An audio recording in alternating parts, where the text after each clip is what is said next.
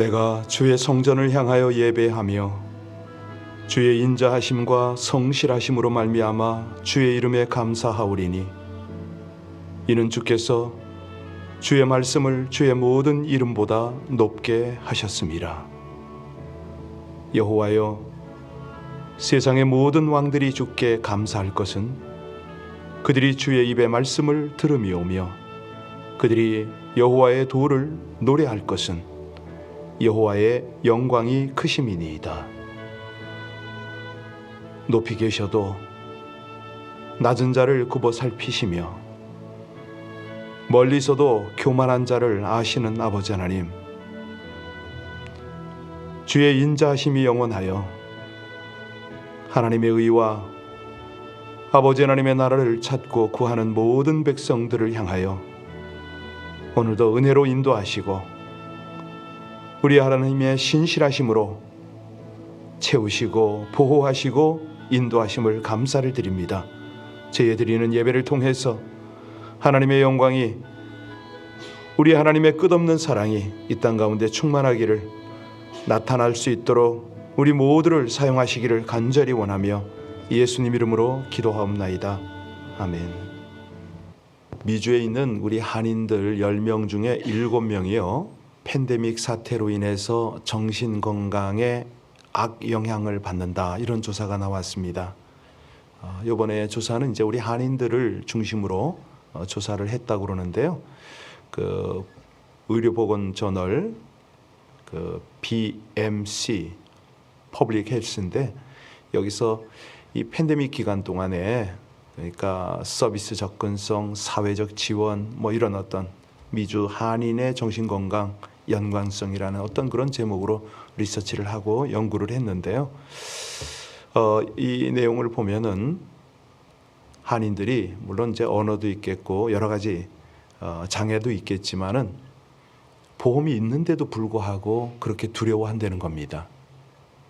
그러다 보니까 이게 정신건강은 물론이고 환경에도 여러 가지 영향을 많이 미친다, 우려스럽다, 뭐 이런 것이 뉴스 보도인데요. 뭐 이런 걸 다 생각을 했겠습니까마는 저희가 지금 계속해서 금요일마다 이 치유를 주제로 해서 함께 은혜를 나누고 있습니다. 오늘 금요 예배도 마찬가지인데요.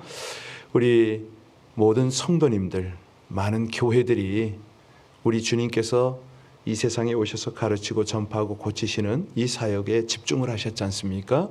그래서 우리도 이런 어려움을 당하고 있는 우리 한인 사회뿐만 아니라 미주 안에 또 우리 조국에까지 우리 주님의 사랑, 주님의 치유, 주님의 회복을 좀 나눴으면 참 좋겠는데, 그 일 가운데 우리 크리스천들이 먼저 그 은혜를 체험하고 나눌 수 있게 해달라고 오늘은 금요 예배를 위해서도 기도하지만 특별히 믿음이 없어서 정말 이 팬데믹 사태로 인하여 정신건강에 어려움을 당하고 있는 그런 많은 이들에게 우리 하나님의 구원의 복음이 나타나고 하나님의 치유와 사랑이 전달이 될 수 있도록 이 시간에 우리 합심으로 중보하며 기도하는 시간을 갖겠습니다. 하나님, 아버지 하나님, 인생이 연약합니다. 두려움을 많이 가지고 있습니다. 우리 미주 안에 있는 한인들 정신건강 또 의료적 도움을 원하고 있음을 아버지 하나님 통계를 통해서 알게 하심을 감사를 드립니다. 저들이 무엇보다도 생명의 주요 이 백성들을 위하여 십자가를 지신 우리 주 예수 그리스도를 알고 그 믿음 안에 서기를 간절히 원합니다. 하나님, 이번 기회가 복음이 확장이 되어지고 무엇보다도 주 안에서 구원의 은혜를 입고 우리 하나님의 회복에 또 아버지 하나님의 영원한 부활의 소망을 갖는 귀한 계기가 되기를 간절히 원합니다.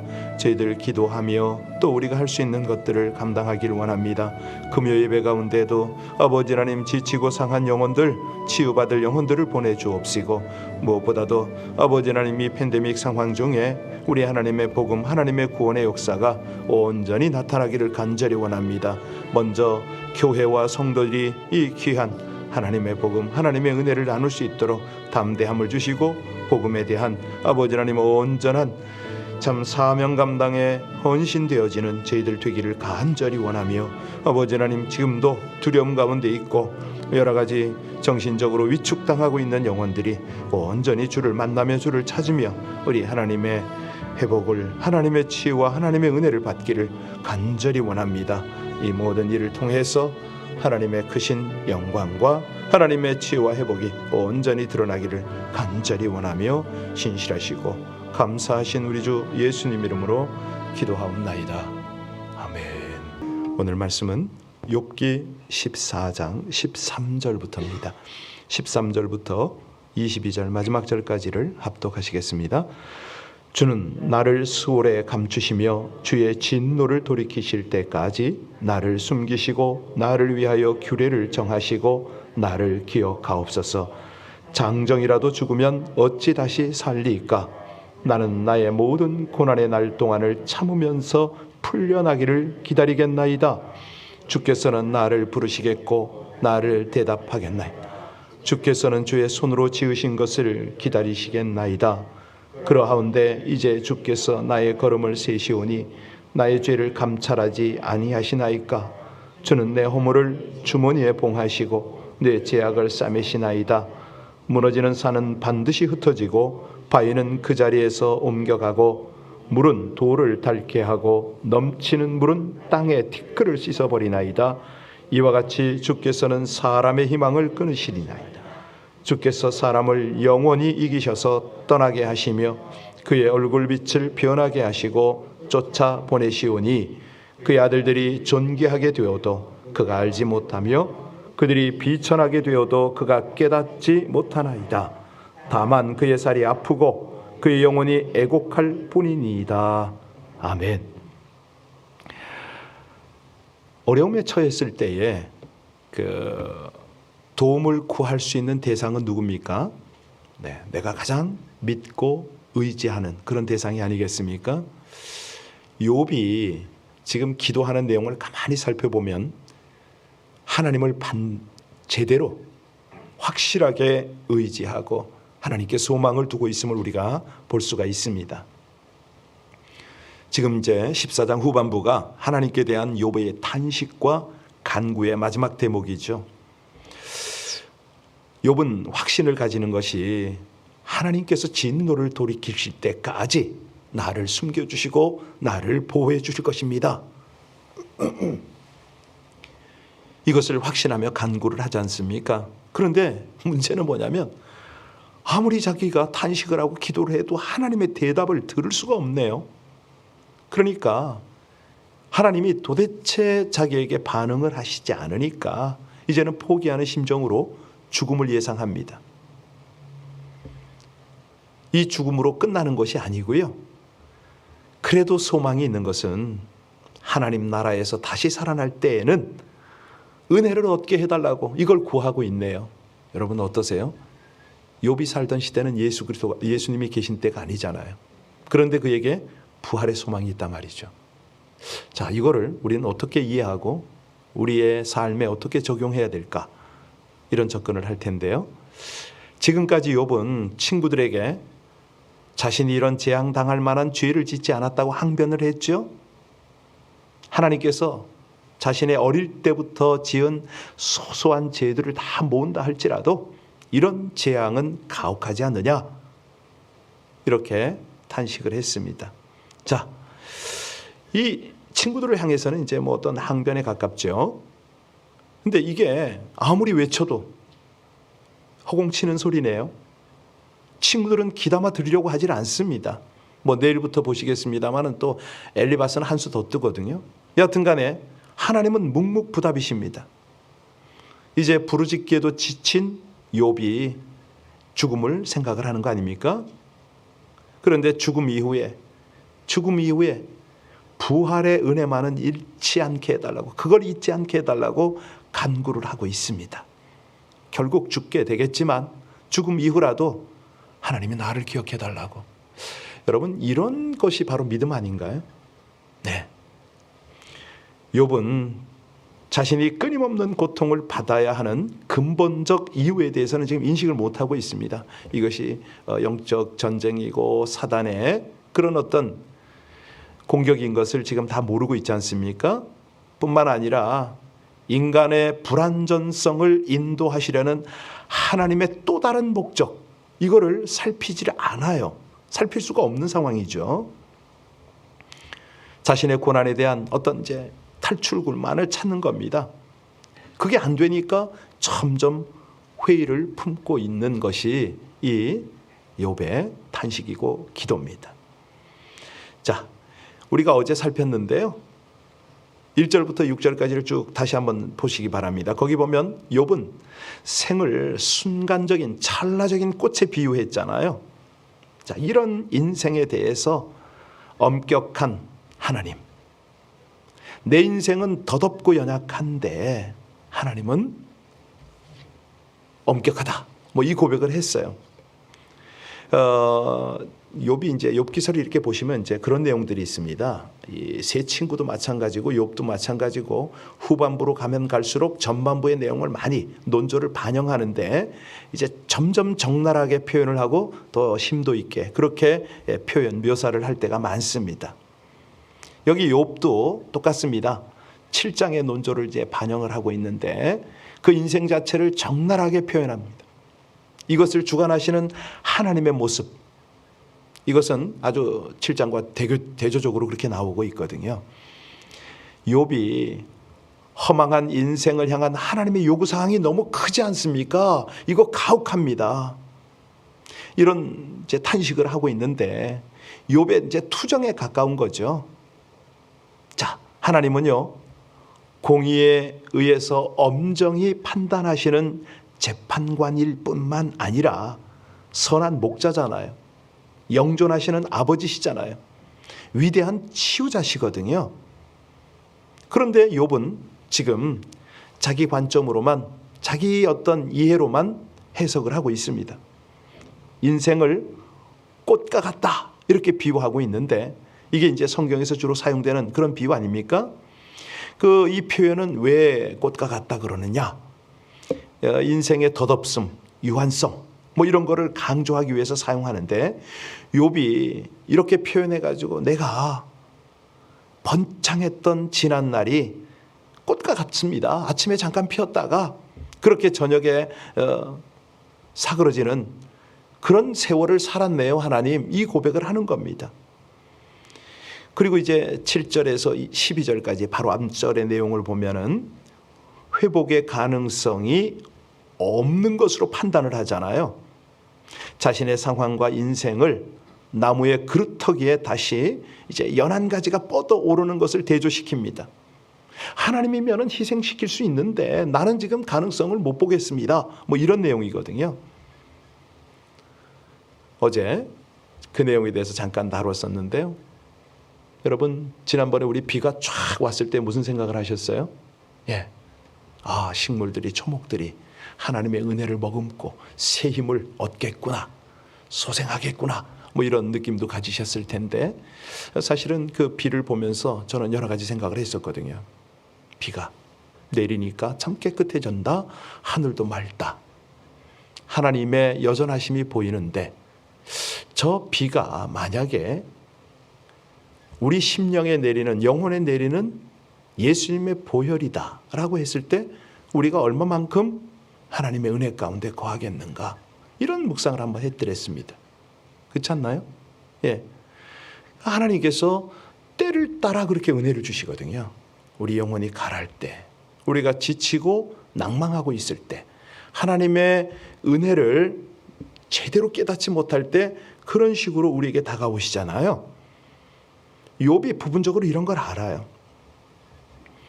물이 줄어들어서 땅이 말라버리고 정말 사람이 지쳐서 누워버리면 회생하지 못한다, 이런 표현을 자꾸 하는 이유가 뭡니까? 사실은 그 영혼 속에 하나님의 구원을 암시하는 거잖아요. 하나님의 회복이 여기 있을 거다. 욥 본문에서 욥이 그가 어디 있느냐, 이런 질문까지를 해요. 그러니까 자기가 죽음만을 간구하던 그런 자세에서 지금은 죽음 이후에 대한, 세계에 대한 그런 어떤 관심을 은연중에 슬슬 표현하는 거거든요. 그러니까 우리 인간들은요, 하나님을 예배하는 자와 그렇지 않은 자로 나눌 수 있는데, 예배하는 자들은 우리 하나님이 주시는 그런 어떤 생명과 위로에 대한 감각이 있는 겁니다. 그걸 자꾸 느껴요. 예. 그런데 하나님과 교제가 없는, 예배치 않는 자들은 할 수 없는 거죠. 환난과 심판. 그쪽으로 밖에는 갈 수가 없습니다. 성경이 그렇게 말하고 있습니다. 자, 오늘 이제 본문으로 좀 들어갈 텐데요.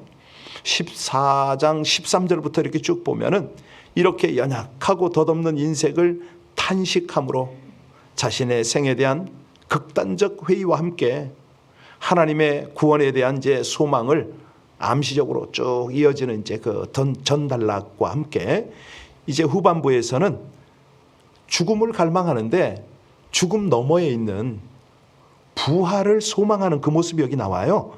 우리 13절, 14절 같이 볼까요? 같이 읽겠습니다. 주는 나를 수월에 감추시며 주의 진노를 돌이키실 때까지 나를 숨기시고 나를 위하여 규례를 정하시고 나를 기억하옵소서. 장정이라도 죽으면 어찌 다시 살리까? 나는 나의 모든 고난의 날 동안을 참으면서 풀려나기를 기다리겠나이다. 그렇잖아요. 13절을 가만히 보세요. 죽음 이후라도 하나님이 나를 어떻게 하라고요? 기억해 달랍니다. 하나님 잊지 말라고. 죽음 이후에 기억해 달라. 이게 무슨 말이죠? 죽음 이후가 있다는 거 아닙니까? 다시 한번 하나님 앞에 설 수 있다는 것이 전제가 되니까 이 말을 하는 거죠. 인생의 마지막 종착지로 여겨지는 것에서 소망을 가지는 그 모습입니다. 그러니까 지금 상황은요, 계속되는 어떤 극단적 시달림이잖아요. 자신이 당하는 고난이 하나님께로부터 온 것이라면 이제는 이 세상의 시간 안에서 공의와 사랑에 대한 확실한 보장을 얻지 못하였지만 하나님의 세계에서 내가 거기서 살리라, 이런 여기 그의 마음이 있지 않나요? 자, 14절을 가만히 보시면 13절과 함께 연결되는 게 뭐냐면 수월에서 고난의 기간을 견디다가 우리 주님이 부르실 그날을 기다리지 않습니까? 이제 14, 15절을 다시 한번 보시기 바랍니다. 14절, 15절입니다. 장정이라도 죽으면 어찌 다시 살리까? 나는 나의 모든 고난의 날 동안을 참으면서 풀려나기를 기다리겠는데, 바로 이 말이죠. 15절이요. 주께서는 나를 부르시겠고 나는 대답하겠나이다. 주께서는 주의 손으로 지으신 것을, 기가 막힌 거예요. 이 믿음이 있는 거예요, 욥에게. 그래서 친구들과 변론을 하면서 하나님 앞에 아주 탄식에 가까운 그런 기도를 계속 드리고 있는 것이죠. 제가 이 내용을 묵상하면서 예전에 어떤 분이 자꾸 떠올라요. 한번 제가 말씀드린 적이 있는데 새롭게 오신 분들은 못 들었으니까 함께 나누겠습니다. 중국에서 사역을 할 때인데요, 거기서 이제 제가 차가 없었거든요. 어느 날입니다. 우리 주변에 사시는 한국 분이, 그분은 화교였어요. 근데 차를 가지고 계셨어요. 그때 무슨 차를 빌렸는데 왜 빌렸는지는 잘 모르겠습니다. 기억이 잘 안 나요. 여하튼 간에 그 집에 아이들을 태웠나? 우리 아이들을 태웠어요. 그리고 그 북경에 보면 그 충원문, 그 숭문문 교회라는 데가 있는데 그 앞을 지나갔습니다. 그런데 그 교회를 갈 일이 있었어요. 교회 가서 잠깐 돌아 나오는데 웬 할아버지가 차에 딱 붙어서 도움을 달라는 거예요. 돈을 달라는 게 아니고 재워달랍니다. 당신 집에 가재. 자, 이거 근데 이상하게도요, 그 승문문 교회는 이제 그 소위 말하는 한족 중국인들 교회거든요. 그런데 이분이 한국말을 해요. 조선족이었어요. 그래서 아니 차 문을 붙잡고 못 닫게 하는 거예요. 따라가겠다고. 아니 한 번 본 적도 없는 사람이, 이분이 어떻게 할 수가 없더라고. 근데 이제 제일 좀 곤란했던 게 차 안에 우리 아이들이 타고 있었거든요. 아이들은 학교를 가거나 어딜 가거나 우리 아빠가 선교사입니다 이 말은 못하지만 거기서는 그 말을 못 쓰거든요. 그런데 선교사인 건 알잖아요. 저를 아이들이 관찰한다는 생각이 들어서 몇 번을 만류를 하다가 할 수 없이 이 할아버지를 태웠어요. 집에 왔어요. 차에 탔을 때부터 냄새가 나기 시작하는데 집안에 모시고 왔더니 상상을 초월하는 그런 냄새가 나는 거예요. 저도 뭐 잘 씻지를 못해서 냄새가 너무 심해서 이제 그 사역을 갔다 돌아오면 집 앞에서 집에 못 들어오게 하더라고요. 옷 다 벗으래요. 그런데 이 할아버지는 노숙자잖아요. 냄새가 머리가 아파요. 옷을 벗겨서 씻고 뭐 씻겨드리고 다 했지요. 그래도 머리가 아파. 자, 이 할아버지 분명히 하룻밤만 재워주면 자기가 어디를 간다고 얘기를 했거든요. 하룻밤 자고 일어났어요. 정말 우리 가족들이 머리가 아프고 그랬는데 하여튼 뭐 식사도 같이 하고 그랬었습니다. 그런데 이 할아버지가 하룻밤 자고 나서 무슨 얘기를 하냐면 하룻밤만 더 재워달래요. 그래서 야, 이거 고절할 수도 없고 복음을 전해볼까 뭐 여러 가지 마음을 가지면서 이틀 밤을 잤습니다. 그런데요, 이틀 자고 나니까 뭐라고 그랬겠어요? 어젯밤 꿈에 주님이 나타나서 자기를 이 집에 살라고 그랬답니다. 정신 못 차리겠더라고요. 아니 3일이 되니까 이제 머리가 이제 뭐 적응을 할 만한데도 그렇게 아파요. 그런데 제가 그랬죠. 주님께서 나타나셨으면 내 꿈에 나타나셔야지. 나한테 말씀하셔야지.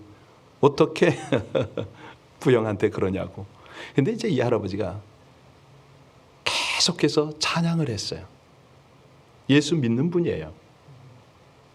무슨 찬양을 했냐면 부활 찬양.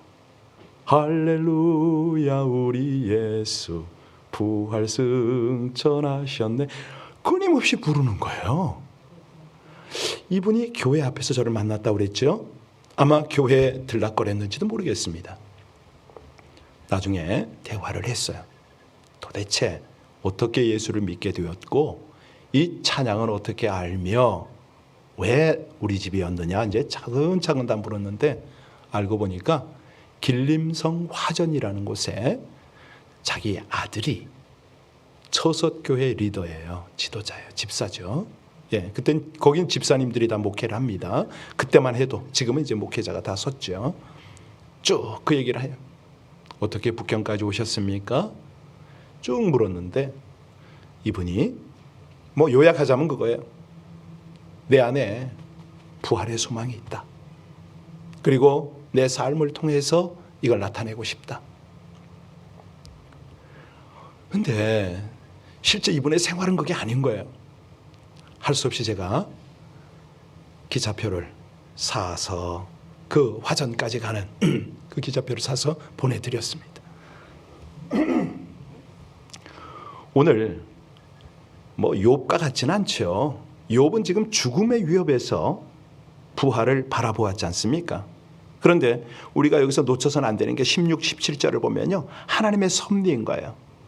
여기서 욥은 자신의 문제와 지금 처해 있는 현실에 대해서 스스로가 아무것도 할 수 없음을 묵시적으로 나타냈잖아요. 자, 우리 16절 17절 같이 볼까요? 그러하온데 이제 주께서 나의 걸음을 세시오니 나의 죄를 감찰하지 아니하시나이까? 주는 내 허물을 주머니에 봉하시고 내 죄악을 그렇습니다.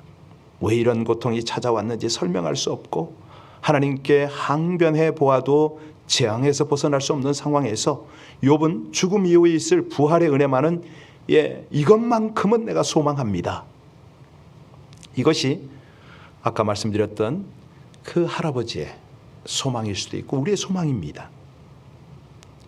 왜냐하면 이제 18절 19절을 보면요, 피할 수 없는 죽음이 우리 앞에 있으니까 욥은 어차피 죽음을 피할 수 없음을 인정하면서 하나님을 향해서 부르짖음을 마치는 거예요. 이제 여전히 억울한 마음 풀리질 않아요. 오히려 자포자기했다 이렇게 말하는 것이 옳을 수도 있어요. 아니 산과 바위와 돌과 땅 같은 변함이 없을 것 같은 존재들도 다 결국은 무너지고 흩어지고 옮겨가고 닳고 씻겨져 내려간다 이 말을 하잖아요. 우리 18절 19절 같이 볼까요? 무너지는 산은 반드시 흩어지고 바위는 그 자리에서 옮겨가고 물은 돌을 닳게 하고 넘치는 물은 땅의 티끌을 씻어버리나이다. 이와 같이 주께서는 사람의 희망을 끊으시나이다. 결국 죽음 앞에서 희망을 잃어버린다, 이런 말인데요. 이건 사람입니다. 자, 그러면 시신이 썩게 되면 지금 20절 21절을 계속 보시면요, 후손들에게 어떤 일이 벌어지든지 그 사람과는 별 상관이 없지 않습니까? 이런 고백을 해요. 시간이 다 됐는데요, 20절부터 22절까지를 같이 봉독합니다. 주께서 사람을 영원히 이기셔서 떠나게 하시며 그의 얼굴 빛을 변하게 하시고 쫓아 보내시오니 그의 아들들이 존귀하게 되어도 그가 알지 못하며 그들이 비천하게 되어도 그가 깨닫지 못하나이다. 다만 그의 살이 아프고 그의 영혼이 애곡할 뿐이니이다. 몸이 아프고 영혼이 슬픔에 잠길 뿐입니다. 깊은 절망감의 표현이죠. 내가 하나님께 억울함을 풀어달라고 그렇게 부르짖었지만 하나님 아무 답변 안 하시니 허공에 외치는 것처럼 저 서글픕니다. 그러면서 그의 믿음은 하나님을 향해서 포기하지 않는, 죽음 이후에 하나님께서 나를 이끌어 주실 것에 대한 그 포기하지 않는 믿음을 지금 선포하고 있습니다. 그렇습니다. 우리 모든 인생은요, 죽음이라는 절망을 향해서 달려갑니다. 만약에 영원한 삶과 부활이 없다면 누구도 소망을 품을 수 없겠죠. 저는 그 할아버지가, 노숙자로, 중국의 노숙자는 여기 미국의 노숙자하고 비교가 안 됩니다. 그때 추웠었어요. 굉장히 추웠었는데, 그런 상황 속에서도 살 수가 있었던 것은 그에게 분명한 부활의 소망이 있었다. 그러니까 그 찬양을 계속 했지요. 지금도 들리는 것 같아요. 잊을 수가 없어, 그분.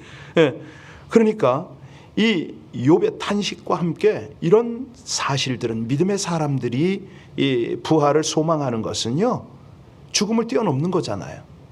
그러니까 인생의 본질이 무엇인지를 깨닫고 영생에 대한 소망, 기쁨, 이것을 붙잡는 우리야말로 하나님이 기대하시는 그런 신앙 아닙니까? 대답 안 하셔도, 당장 길을 열어주지 않으셔도 우리는 그 부활의 소망을 가지고 살아가는 거죠. 영원한 사망의 재앙이 모든 사람 앞에 있지만은 오직 그리스도 안에서 우리는 믿음으로 우리 하나님께서 사망에서 영원한 생명으로 옮겼다, 이 믿음으로 살아가는 것이죠. 어떤 환경이 우리를 우겨싸도 그 믿음으로 나갈 때에 하나님의 영광과 기쁨이 우리 안에, 우리 영혼 안에 함께 하실 것을 믿습니다. 기도하시겠습니다. 인생의 본질과 영생에 대하여 깨달음을 주시어 영원한 삶과 부활의 영광을 믿고 따르게 하심을 감사드립니다. 죽음이라는 절망을 향해 달려가는 가련한 인생들에게 그리스도 예수를 보내시어 믿음으로 용서의 은혜를 받아 영원한 사망에서 생명으로 옮기셨으니 구원과 영생을 주신 하나님을 온전히 믿고 의지하고 순종함으로 승리의 삶을 살게 하여 주시옵소서. 재앙 가운데 오직 하나님만이 구원의 소망임을 고백한 욥처럼 고난이 닥치고 환난을 당해도 하나님과 부활을 기억하고 인내로 참고 견디어 마침내 부활의 소망을 이루고 생명의 면류관을 받아 영광을 드리게 하여 주시옵소서. 예수님 이름으로 기도하옵나이다. 아멘. 찬송한 그대로 어떤 상황, 어떤 조건 속에서도 십자가 바라보고 붙들고 우리 부활의 소망 가운데 하나님을 향하여 오늘도 한 걸음 한 걸음 나갈 것입니다. 우리 한인 사회가 팬데믹 영향으로 있어 정신적으로 여러 가지로 힘들어하지만 그들을 향하여 우리의 견고한 믿음, 우리 부활의 소망을 찬양하며 우리도 그렇게 한순간 한순간을 나갔으면 참 좋겠습니다. 우리 기도하십니다. 기도할 때 하나님, 그렇습니다. 우리 가운데 믿음을 주신 분이 하나님이시기에 우리 하나님을 온전히 경외합니다. 우리 합심으로 기도하겠습니다. 하나님, 주의 은혜를 감사를 드립니다. 우리의 모든 삶과 처지와 형편을 헤아리시지만 우리는 믿음으로, 기도 가운데 온전히 하나님을 느끼지 못할 때가 너무나 많습니다. 그럼에도 불구하고 우리 가운데 영원한 부활의 소망을 견고히 할 수 있도록 다시 한번 이 아침에 말씀을 주시고 욥과 같은 많은 믿음의 선진들의 모습을 교훈받게 하심을 감사를 드립니다. 나갈 것입니다. 어떤 상황 어떤 조건 속에서도 우리 주님께서 주신 약속의 말씀을 붙잡고 십자가 바라보고 십자가를 견고히 붙잡고 나가기를 간절히 원합니다. 질병의 어려움, 여러 가지 환경의 어려움, 관계 어려움을 갖고 있는 우리 성도님들 이 아침에도 영원한 부활의 소망을 향하여 믿음의 기도를 드리며 나아가게 하여 주옵소서. 간절히 원합니다. 아버지 하나님, 우리 지금 이 시간에 영상과 함께 기도하고 주님 앞에 나아가는 하나님의 백성들의 기도가 더욱 간절하고 중심으로 주님 앞에 드리게 하여 주옵소서. 간절히 원합니다. 진실하시고 고마우신 우리 아버지 하나님, 우리의 형편 처지 모든 것을 헤아리셔서 주의 사랑하는 백성들을 가장 합당한 주의 거룩한 모습으로 이끌어 가심을 감사를 드립니다. 영광과 존귀와 찬송을 받으소서.